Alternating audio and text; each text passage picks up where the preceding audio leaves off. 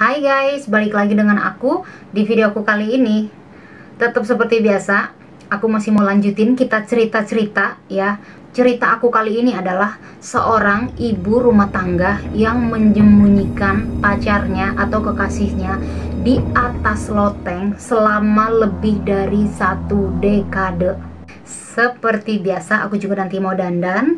Tapi sebelum dandan, apapun nanti hasil makeupnya, udah deh kita lihat ntar aja ya. Yang penting kita cerita-cerita aja dulu. Nah, sebelumnya aku mau pakai seperti biasa moisturizer dulu. Nama wanita ini adalah Dolly Oesterreich. Ia seorang warga Jerman lah ya, imigran Jerman yang dibesarkan di sebuah pertanian di Midwestern dan menjalankan sebagian besar hidupnya itu dalam kemiskinan. Jadi dia imigran gitu ya, imigran Jerman. Dan dia itu orang yang benar-benar semasa hidupnya itu dari kecil hingga dewasa, dia itu sebenarnya orang yang sangat-sangat miskin. Tapi nggak berapa lama ya, hidup dia itu berubah 180 derajat setelah dia menikah dengan seorang pemilik pabrik tekstil yang sangat besar yang bernama Fred William Oesterreich pada tahun 1877 sampai tahun 1922. Pabriknya si Fred ini yang sangat besar ini berada atau lokasinya di Milwaukee. Dan pabrik ini tuh memproduksi pakaian wanita dan juga celemek khusus wanita. Kalau dilihat dari luar atau sekilas dilihat orang luar, kehidupan si Fred sama si Dolly ini, kehidupan rumah tangganya sih nggak ada yang aneh gitu. Maksudnya ya kayak pasangan lain, normal-normal aja. Kayaknya harmonis aja sih, nggak ada masalah. Tapi kenyataannya si Fred ini adalah orang yang senang atau sering banget dia tuh mabuk-mabukan. Dan mereka pun sering bertengkar. Akhirnya kayaknya si Dolly pun merasa bahwa kayaknya udah makin gak bahagia aja gitu loh, karena mereka kan sering berantem tuh ya. Nah, suatu hari pada tahun 1913 untuk mengisi waktu, si Dolly berpikir kayaknya dia mau jahit aja gitu loh, biar waktunya itu benar-benar terisi. Nah, ternyata mesin jahitnya itu rusak. Dan akhirnya dia bilang ke si Fred, kalau mesin jahitnya tolong dong disuruh dibenerin gitu ya. Dan si Fred pun janji, ya udah deh nanti aku kirim teknisi deh untuk ngebenerin mesin jahit kamu itu. Dan si Fred pun akhirnya mengirimlah teknisi di pabriknya yang untuk ngebenerin mesin jahitnya si Dolly. Dan si Fred pun mengirim seorang karyawannya yang teknisi untuk memperbaiki mesin jahitnya si Dolly ini. Nah, pria tersebut bernama Otto Sandhuber. Otto Sandhuber ini, atau kita panggil Otto, dia usianya pada saat itu 17 tahun, sementara si Dolly pada saat itu usianya sudah 30-an. Nah, saat si Otto udah nyampe di rumahnya si Fred, yaitu di rumahnya si Dolly juga, itu kondisinya si Dolly hanya pakai baju tidur yang pendek gitu dengan stocking, kaos kaki kayak gitu. Dan kayaknya si Dolly ini emang udah mempersiapkan ya, emang dia udah mempersiapkan untuk kayaknya menggoda si yang namanya Otto ini. Jadi kayaknya siapapun karyawan yang akan dikirim si Fred ke rumahnya, kayaknya si Dolly ini emang udah mempersiapkan diri emang untuk kayaknya menggoda gitu. Karena dia hanya pakai baju tidur yang pendek dan stocking di siang bolong. Nah, mulai saat itulah perselingkuhan mereka dimulai dan berlangsung cukup lama, yaitu sekitar 10 tahun.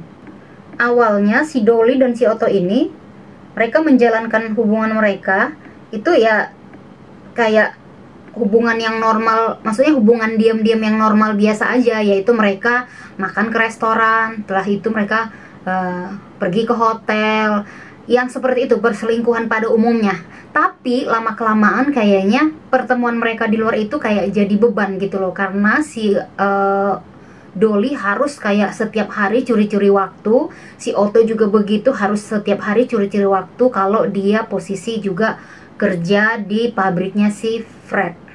Akhirnya mereka kayak pasang strategi gitu, ya udah deh kalau gitu si Dolly bilang ke si Otto kalau si Otto main ke rumah aja. Jadi setiap hari si Otto itu datang ke rumahnya si Fred atau ke rumahnya si Dolly untuk ketemuan dengan Dolly, untuk pacaran dengan si Dolly. Jadi setiap hari si Otto itu datang ke rumahnya si Dolly. Saat si Fred berangkat kerja, si Dolly datang.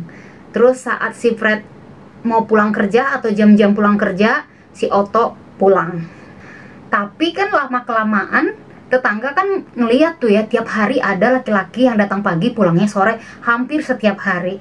Akhirnya tetangga kepo ya kan, pengen tahu siapa sih laki-laki itu. Nah, mereka pernah nanya ke si Dolly, dan si Dolly jawabnya itu adalah kalau si Otto itu adalah saudara tirinya yang gelandangan, gak punya keluarga lagi, gak punya siapa-siapa pun lagi selain dirinya.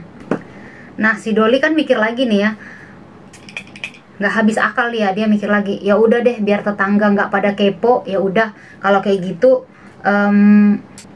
Akhirnya si Otto tinggal di rumahnya si Dolly, tapi dia si Dolly naro si Otto ini di loteng yang benar-benar kecil. Kalau kalian lihat di gambar ini, dia tinggal di loteng itu tuh yang ditandain warna putih, dia tinggal di situ.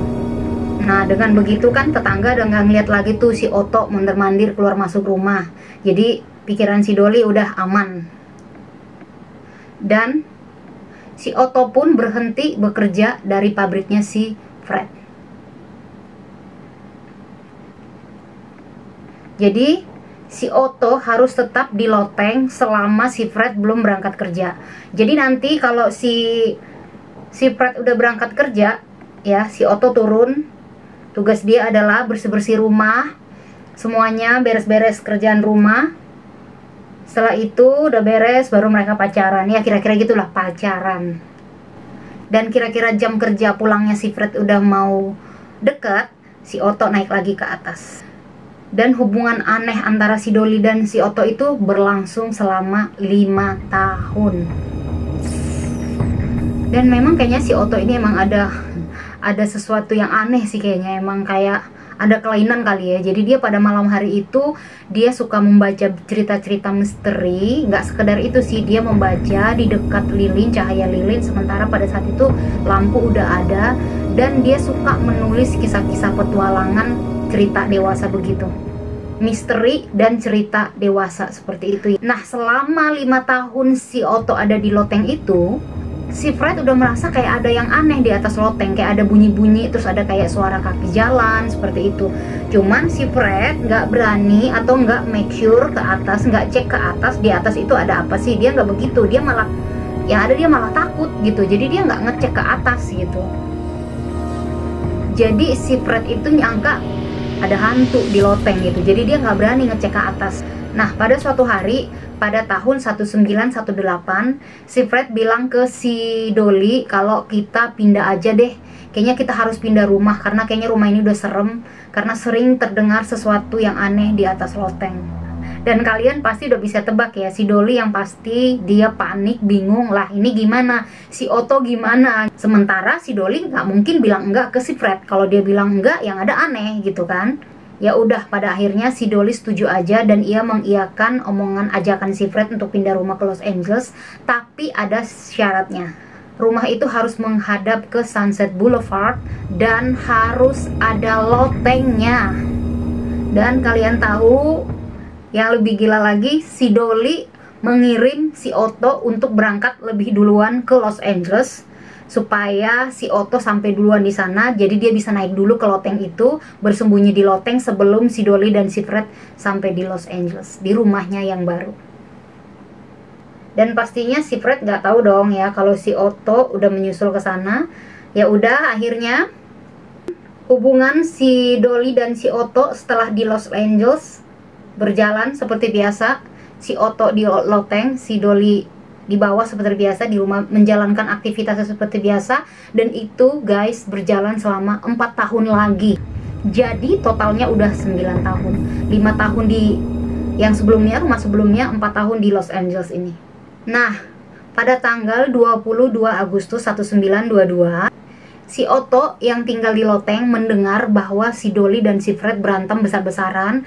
Kayak mereka itu yang ibaratnya si Fred sampai memukul si Dolly. Nah, mendengar mereka berantem, si Otto nggak tahan gitu. Akhirnya dia spontan turun ke bawah untuk ngebelain si Dolly. Dia pun langsung turun dari loteng dengan membawa 2 senapan atau 2 pistol. Dan saat si Otto sampai di bawah, ya, dia bawa 2 pistol. Dan si Fred kaget banget saat ngelihat si Otto. Lah, ini kan si Otto yang dulu kerja jadi karyawan dia di pabrik. Dan kondisinya si Otto memegang 2 pistol. Dan saat itu juga si Otto menembak si Fred 3 kali, 2 kali di dada dan 1 kali di kepala. Setelah si Fred tertembak, si Dolly dan si Otto panik kayak gitu ya. Lalu mereka membuat skenario si Otto memasukkan si Dolly ke dalam lemari dan menguncinya dari luar. Lalu si Otto membawa jam mahalnya si Fred beserta 2 pistol yang dia gunakan saat menembak si Fred. Lalu dia naik balik ke atas ke loteng. Lalu setelah itu si Dolly mulai teriak minta tolong ya, pastinya acting ya. Dan saat tetangga mendengar, tetangga melihat dan menelepon polisi. Nah, saat polisi tiba, akhirnya polisi menginterogasi si Dolly. Dan si Dolly bilang kalau ada penjahat datang ke rumahnya, menembak si Fred, lalu mengambil jam mewah miliknya Fred. Kemudian perampok tersebut kabur. Polisi sih kayak rada-rada agak nggak percaya gitu ya. Cuman polisi mikir, yang ngurung dia di dalam atau yang ngunci dia dari luar siapa gitu loh, yang masukin ke lemari terus ngunci dari luar itu siapa. Nah, itu polisi nggak ketemu, makanya polisi nggak bisa menahan si Dolly. Akhirnya si Dolly dibebaskan memang jadinya. Nah, akhirnya kan si Dolly udah jadi janda nih ya. Akhirnya dia memutuskan untuk pindah rumah dengan si Otto supaya mereka dapat melanjutkan hubungan mereka berdua secara terbuka dan gak perlu sembunyi-sembunyi lagi. Tapi anehnya, ya anehnya nih aku bilang ya, walaupun mereka udah tinggal di rumah yang baru, si Otto dan si Dolly, anehnya, memang aneh sih bener ya, anehnya si Dolly tetap memilih untuk tinggal di loteng dong. Padahal mereka udah hanya tinggal berdua di rumah itu, nggak ada si Fred. Si Fred udah meninggal, mereka ke lingkungan yang baru, rumah yang baru, tetangga baru. Tetapi si Otto tetap memilih untuk tinggal di loteng. Wow, ini mah bener-bener aneh, ya kan? Bener-bener aneh aku bilang. Keanehan ini pun berlangsung lama dan tiap hari dia tuh terus di loteng. Kalau hanya ada perlu aja ke bawah, dia turun ke bawah. Sisanya dia hidup sehari-hari, setiap hari, setiap minggu, bertahun-tahun dia hanya hidup di loteng. Aneh, memang udah ada. Mungkin dia emang udah ada kelainan barangkali ya, jadi ya memilih seperti itu. Jadi kayak budak sebenarnya ya. Dan pada saat itu si Otto sudah berhasil menerbitkan bukunya dan sudah menghasilkan uang. Walaupun dia satu rumah dengan si Otto, maksudnya hubungannya masih berjalan dengan si Otto, ya tetap si Otto tinggal di loteng. Tapi si Dolly ini memiliki pacar baru. Dia pacaran dengan pengacaranya yang bernama Herman S. Shapiro. Jadi si Herman ini adalah pengacara dia waktu dia kasus si Fred ditembak oleh si Otto itu. Menunjukkan rasa cintanya si Dolly terhadap si Herman, dia memberikan jam mewah milik Fred kepada Herman. Dan kalian tahu, dan kalian pasti sudah bisa menduga, Herman bingung dan heran kenapa ada jamnya si Fred yang dulu dilaporkan ke polisi, dirampok oleh perampok, dan sekarang ada di tangannya si Dolly, dan si Dolly memberikannya ke si Herman. Dan dengan gampangnya dan dengan entengnya si Dolly jawab, iya, ternyata jam ini aku temukan di sofa, di dekat bantal sofa. Jadi aku pikir kayaknya aku nggak perlu deh update lagi ke polisi kalau jam itu ternyata tidak hilang. Nah, walaupun si Herman udah tahu kalau si Dolly ini kayaknya bohong deh gitu ya, kayaknya jam itu berarti nggak hilang gitu ya, tapi mereka tetap pacaran. Jadi yang lebih gilanya lagi guys, dia masih pacaran dengan si Otto, dia pacaran lagi dengan pengacara yang si Herman, dan si Dolly masih tambah pacar lagi, pacaran dengan Roy Klom. Tapi kayaknya si Dolly ini cuma memanfaatkan si Roy ini gitu. Dan ternyata benar, si Dolly meminta bantuan si Roy untuk membuang senjata yang kemarin dipakai si Otto saat membunuh si Fred. Dia kasih 2 senjata itu, dia minta tolong si Roy untuk membuang jauh-jauh senjata itu. Karena apa? Karena katanya senjata penjahat itu ketinggalan Dan si Dolly pengen aja cepet-cepet dibuang, takutnya nanti jadi masalah gitu doang dia ngomongnya. Dan akhirnya si Roy mau membantu si Dolly untuk membuang senjata itu. Dan satu senjata itu dia buang ke lubang yang namanya Tarlabrea. Kemudian yang satunya lagi, si Roy ngajak temennya, tetangga situ, tetangga dekat rumah situ, ngajak untuk membuang satu lagi senjata. Kalau kalian kebetulan darurat nggak punya pensil bibir, kalian pakai aja nih pensil alis, hanya untuk kayak nandain aja gitu, it's okay.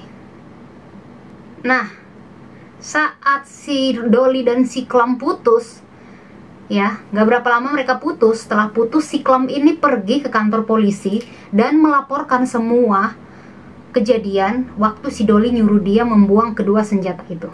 Nah, senjata yang ditanam, yang satu kan ada ditanam tuh. Nah, yang satu ditanam itu nggak bisa sebagai bukti untuk memberatkan posisinya si Dolly. Karena apa?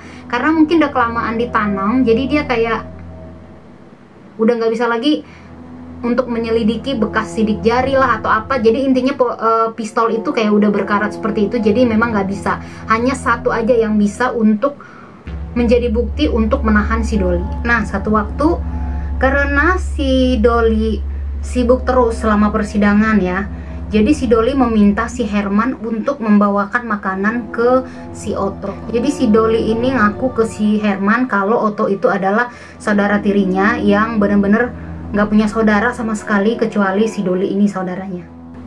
Nah, saat si Herman datang ke rumahnya si Dolly untuk memberikan makanan kepada si Otto menceritakan semua ke si Herman, memberitahu ke si Herman semua cerita lengkap perselingkuhan antara si Dolly dengan si Otto.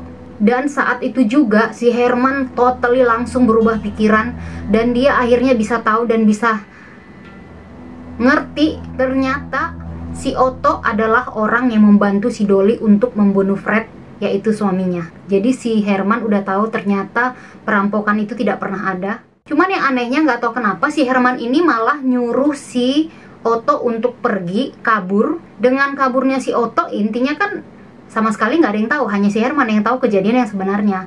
Nah, pengadilan akhirnya tidak menghukum si Dolly karena buktinya nggak kuat. Nah, lama-kelamaan ternyata berjalannya waktu, tahun ke tahun, itu udah bener-bener kayaknya di atas 5, di atas 7 tahun. Akhirnya polisi tahu, ternyata si Otto dan si Dolly itulah yang bersalah atas kematian Fred.